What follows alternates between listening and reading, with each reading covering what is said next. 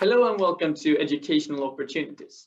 In this video, we will speak about what educational options you have after your graduation and what to do. My name is Erik Hultheimer and I am the Head of Events and Projects for the Education Committee.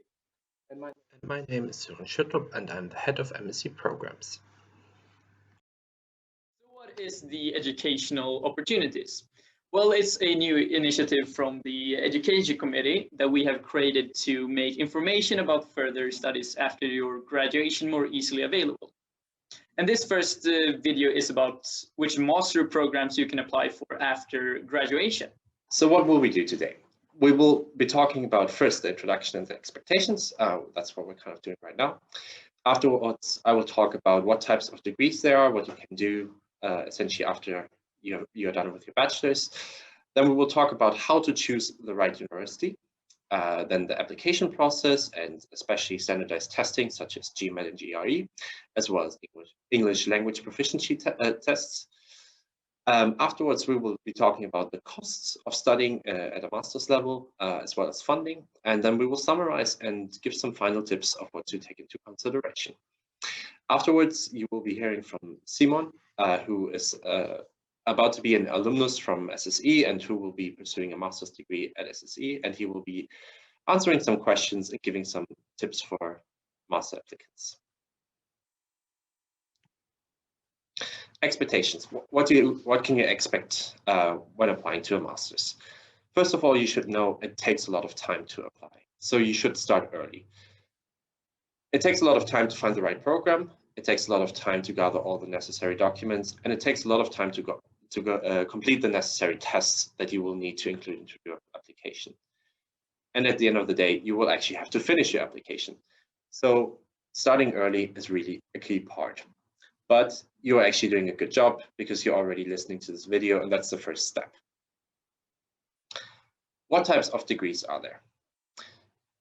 In Europe, it's most common that you go and do a master's degree after your bachelor, but there are also some options where you can go directly into a PhD after your bachelor. This is quite common in the US and the United Kingdom.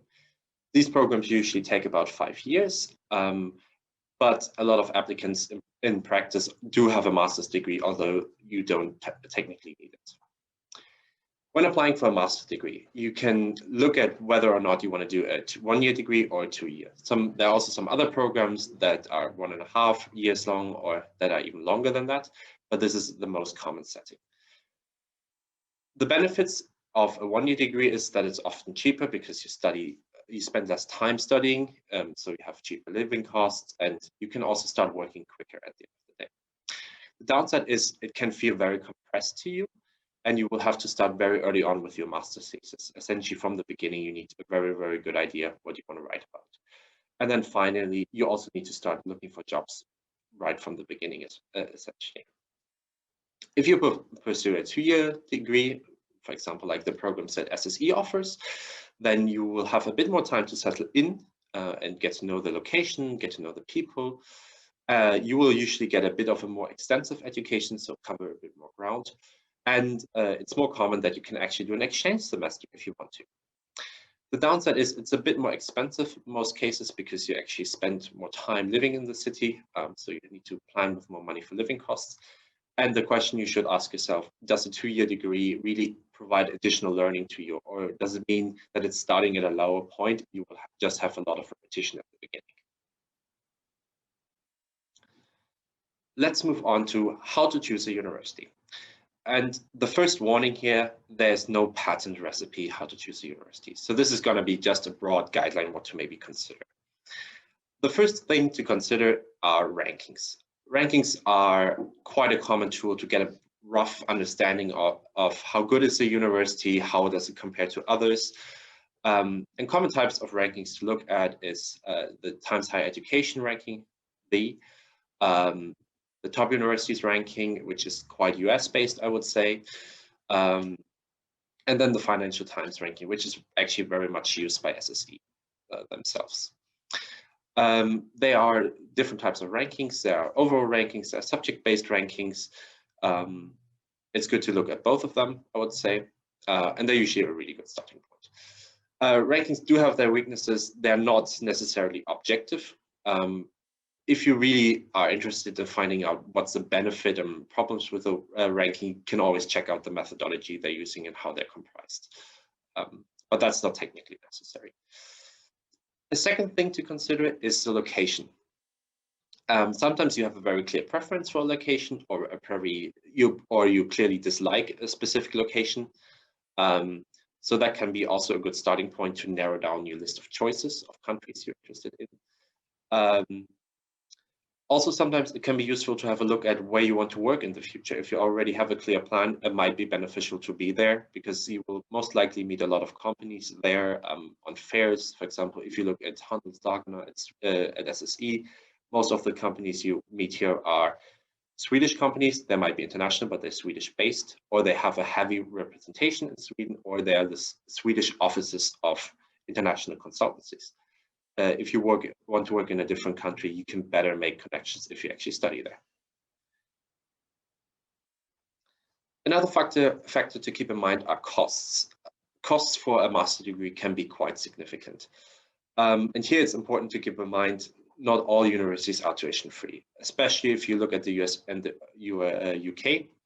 University costs can be really high. So unless you have a lot of money with you, cost is definitely a factor you want to consider.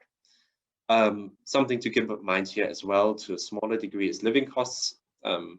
We all live in Stockholm. This is not the cheapest city on earth, I would say.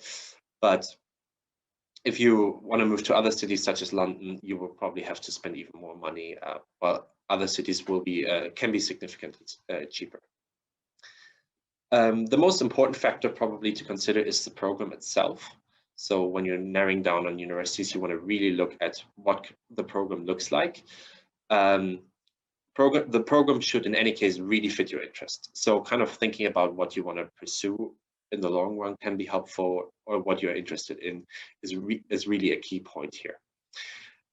You should look at programs that actually add value to your education. Usually a program which simply repeats something what you have done on the bachelor level is not going to give you much benefit in the long run. It will look good on your CV, but obviously from the learning perspective, it's not really helpful. When looking at programs, it's very important to look at the details.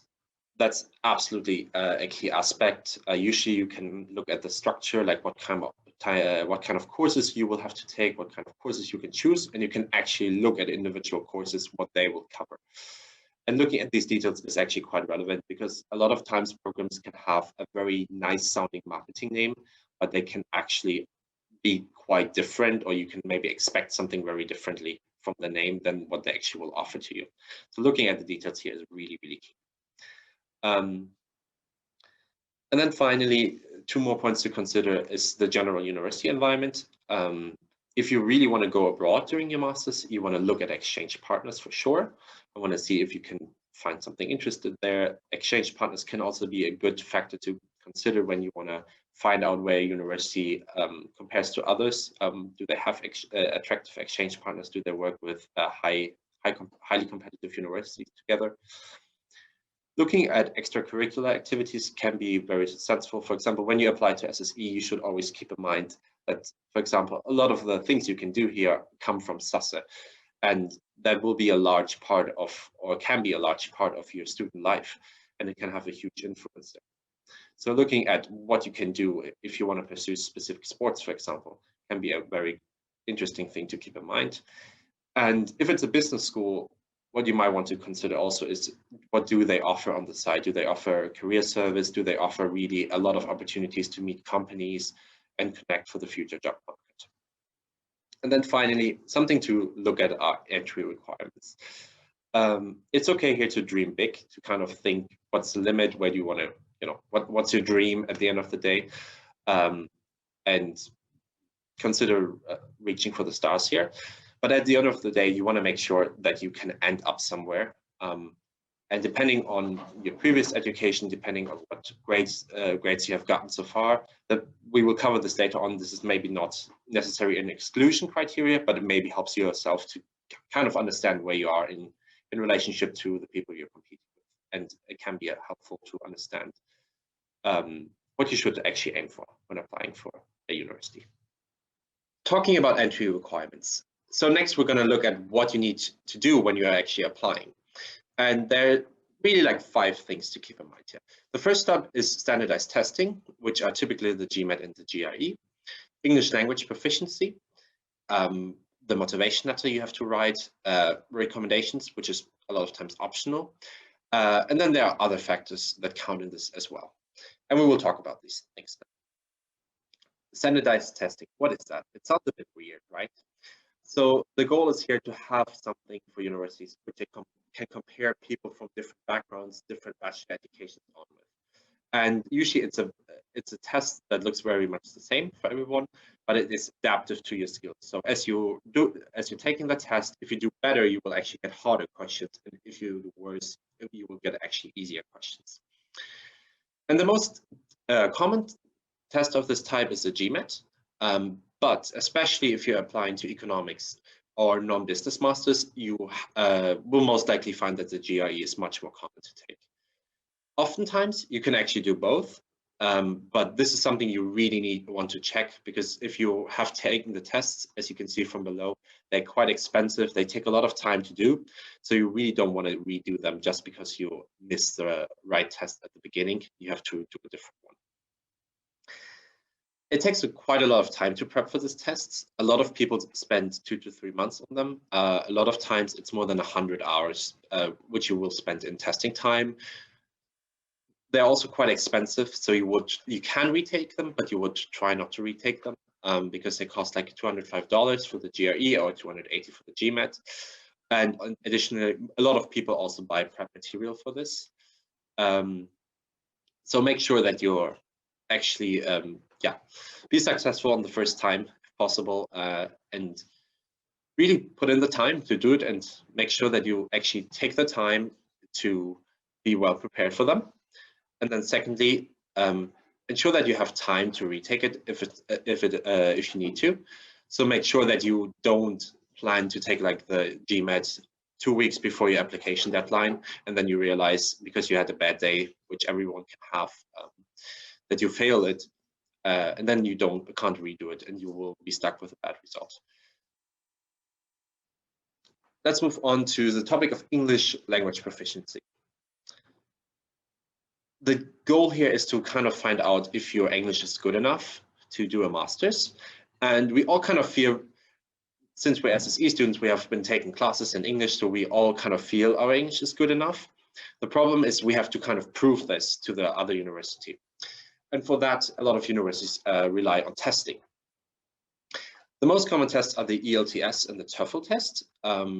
They have 4 parts of them. You need to do some writing, some reading, some listening, some speaking. It's quite common. They pretty much look the same. The difference between them mostly is that for the speaking part on the ELTS, you're talking to a person, while for TOEFL, you will actually be talking to a computer. You will get an overall score for this, and one for every section. And universities either look at the entire score, or they look at the entire score and individual scores. And usually, other than with the GMAT and the GRE, it's not about being necessarily the best at this score, but actually you need to have a certain minimum so that the university knows you actually bring a decent level of English with you. These tests are also quite expensive. They cost about 2,700 crowns for the ELTS, that you have to pay in crowns, and then for the TOEFL it's in dollars, so it's $280. So it's roughly a very similar price at the end of the day. Sometimes you also want to buy practice material for this. For this test, you usually don't need a lot of time to prep for. Mostly it's about making yourself familiar with the test format before the test. But unless you really have a major difficulty in any of these areas, you don't need to prep a lot.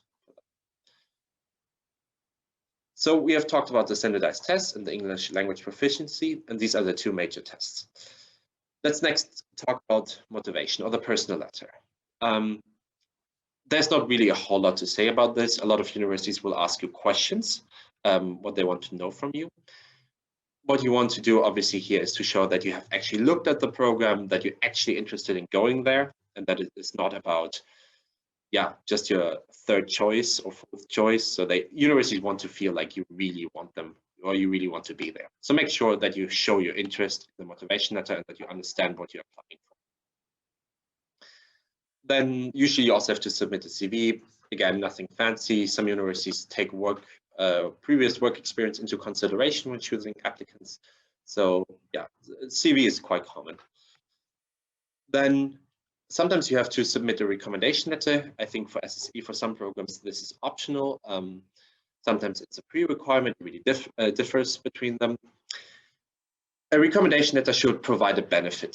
So if you go to your professor and ask him, just write me a recommendation letter because you scored well in that class, and the professor writes, this student was good in my class, he has had an excellent grade, then there's absolutely no benefit for anyone. It's a lot of work for the professor, but the university can see the same thing from your grade transcript, which you usually will have to submit as well. So make sure when asking someone for a recommendation to be sure what is the person supposed to write about. So usually that should be something like work style, or it should say something about you. A lot of times a recommendation can also come from a former employer, somewhere where you did an internship, and that can be really useful as well, just to show what kind of a person you are, because that's the goal of the recommendation letters. What else can happen to you, so to speak, when applying for master's degrees? Sometimes you have to submit written samples from previous work. Sometimes you have to go to an interview. Sometimes you have to go to an assessment center, for example. If you apply to the Master in Business at SSE, then you have to go to the assessment center. And they look at your work experience. So regarding the costs that will occur when you study at a master's level, these are the ones.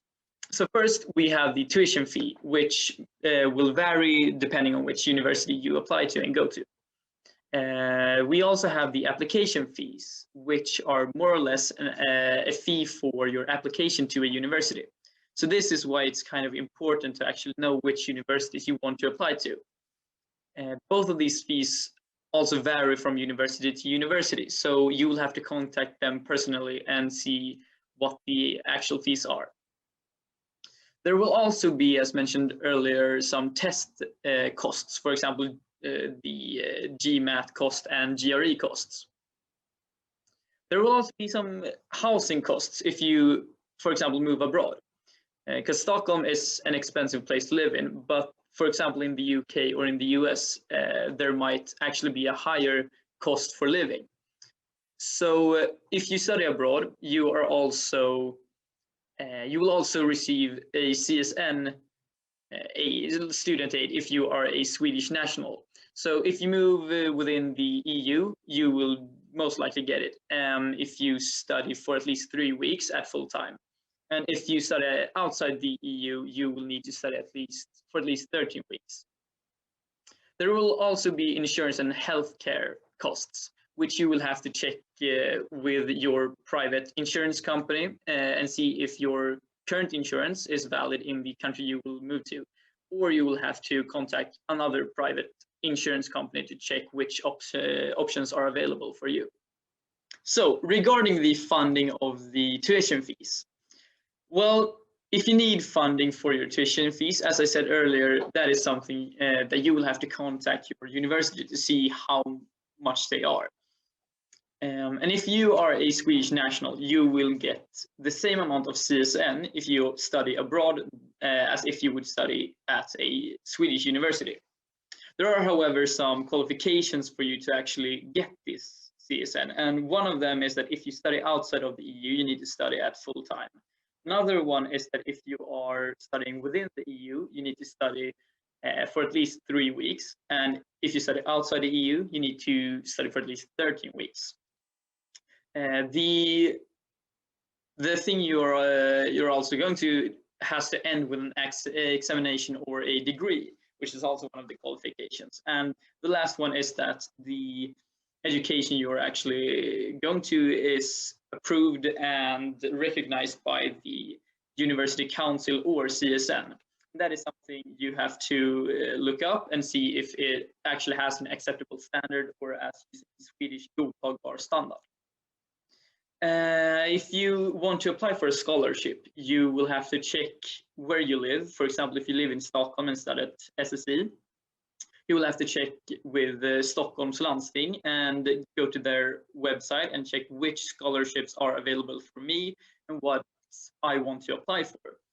Where you want to study might actually affect which scholarships you will be able to get.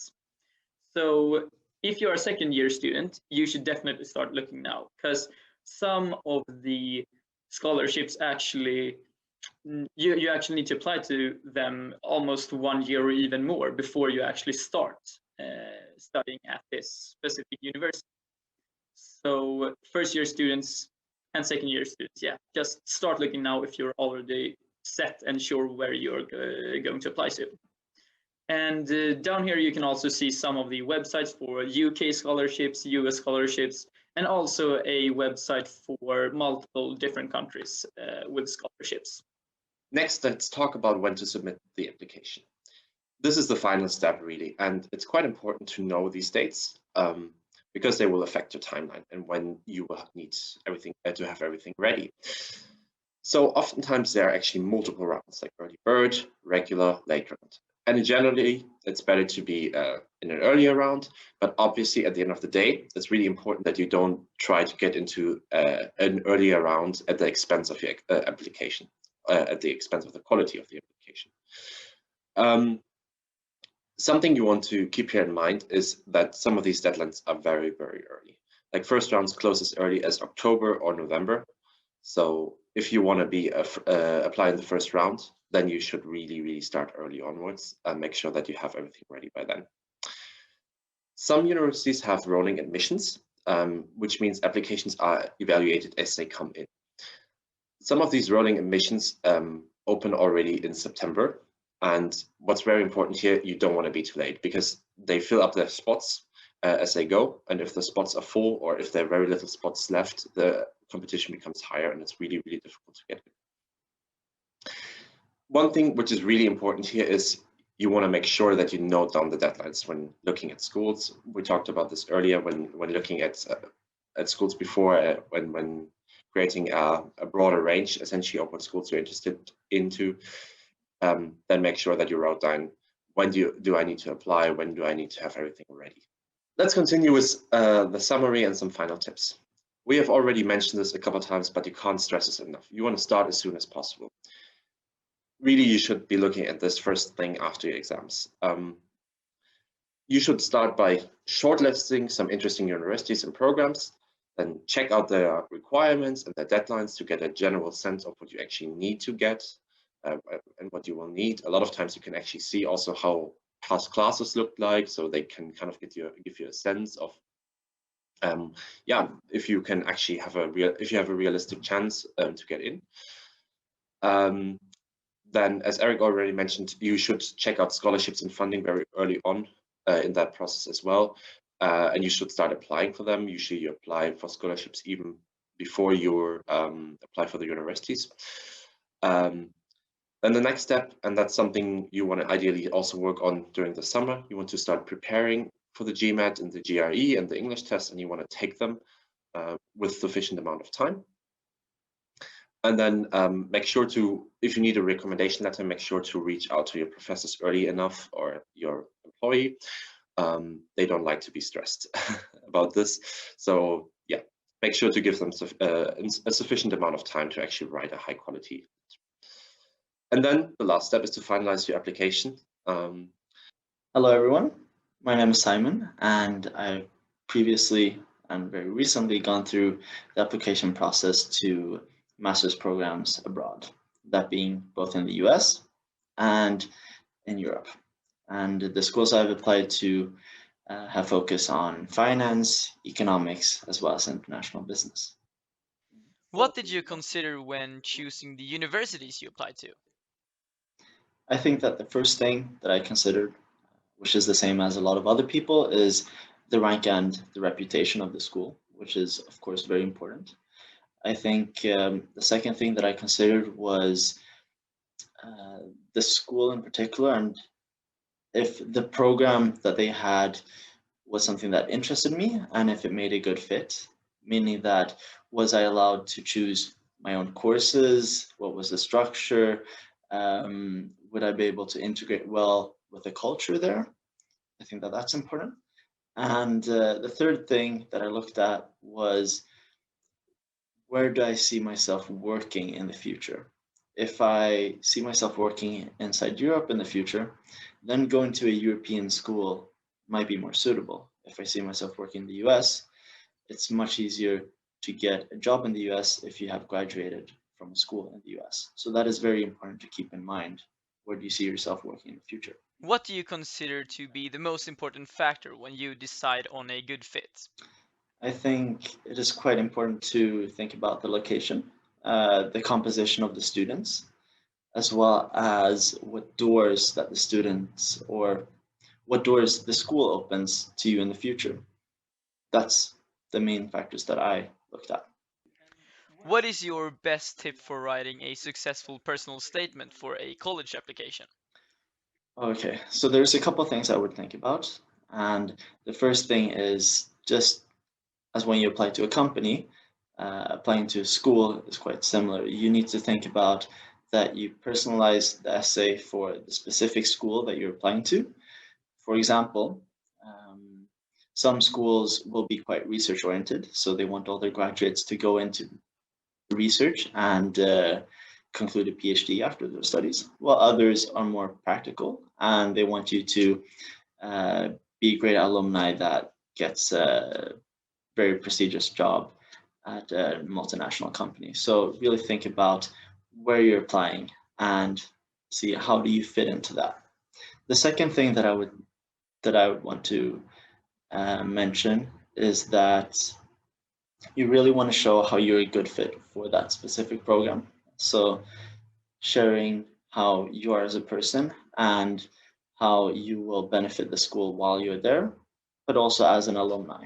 They want to make sure that once you've graduated, they can be proud to have you as an alumni. And my third tip is to be as precise as possible when writing the actual statement. So if your life goal is to work for a multinational company, it is a great idea to specify, if you can, what company and also why you're interested in that. So to be as specific as possible is always good. Or if you'd want to go into working for multinational organizations such as, let's say, the United Nations, then you need to mention a specific organization within the United Nations, and you really need to explain why that interests you and where that interest comes from. Otherwise, it will not seem convincible. And then for my final thing to think about there would be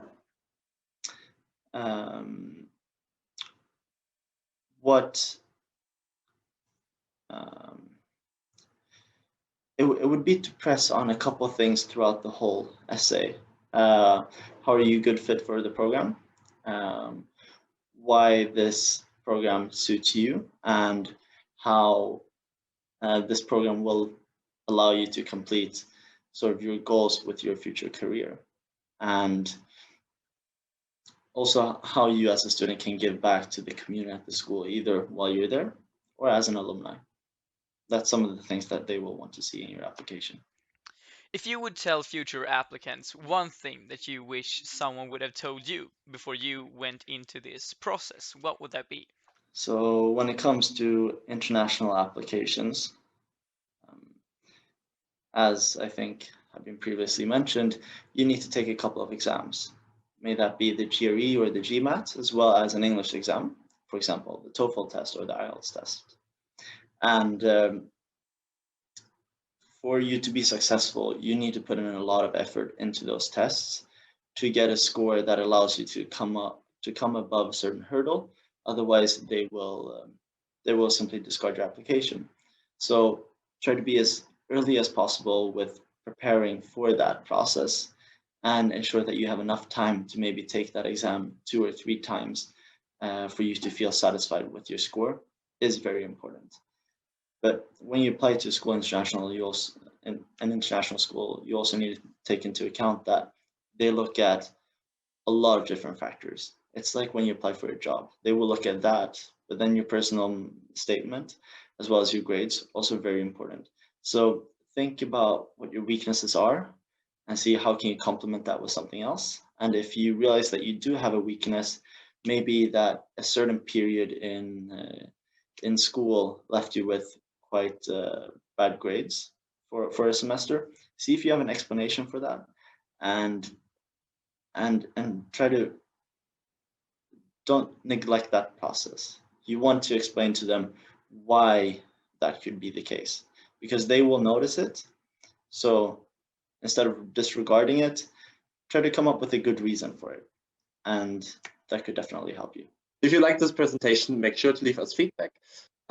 Also make sure to follow us on Instagram. You saw the name on the first slide to see what else is coming up from our side. We will also be launching some polls on Instagram to find out more what you're interested to hear more about in this context, and yeah, how we can support you in this entire process.